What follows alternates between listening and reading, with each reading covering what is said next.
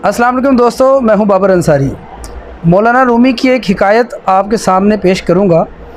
मौलाना रूमी फरमाते हैं कि एक बूढ़ा आदमी एक सुनियारे की दुकान पर गया और उसने उससे दरख्वास्त की कि आप मुझे अपना तराजू दे दें, मैं सोने को तोलना चाहता हूं। मेरे पास घर में सोने का कुछ बुरादा है जिसे मुझे तोलना है। तो उस सुनियारे ने उस बूढ़े आदमी को जवाब दिया कि बूढ़े मियाँ, माफ़ करना, मेरे पास तो छलनी नहीं है।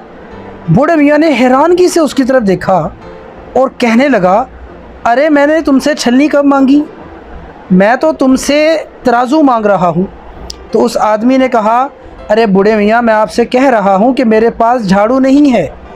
बूढ़े मियाँ ने एक बार फिर हैरानगी से उसकी तरफ देखा और कहने लगा, मुझे लगता है कि तुम बहरे हो, शायद मैं तुमसे तराजू मांग रहा हूँ, तुम मुझे छलनी और झाड़ू की बात सुना रहे हो।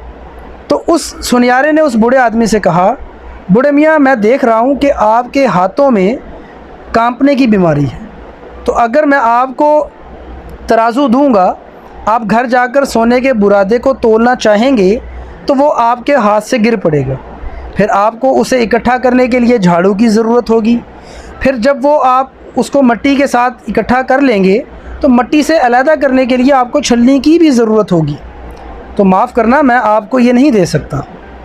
तो मौलाना रूमी ये हिकायत बयान करने के बाद फरमाते हैं कि बेहतरीन आदमी वो होता है जो मामले को उसके अंजाम तक देख लेता है।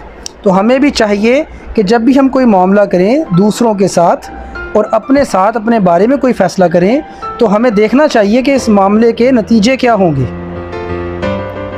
ताकि हमें अपने अच्छे बुरे की अच्छे से पहचान हो सके और हम अपने लिए अच्छा सोच सकें। बहुत शुक्रिया।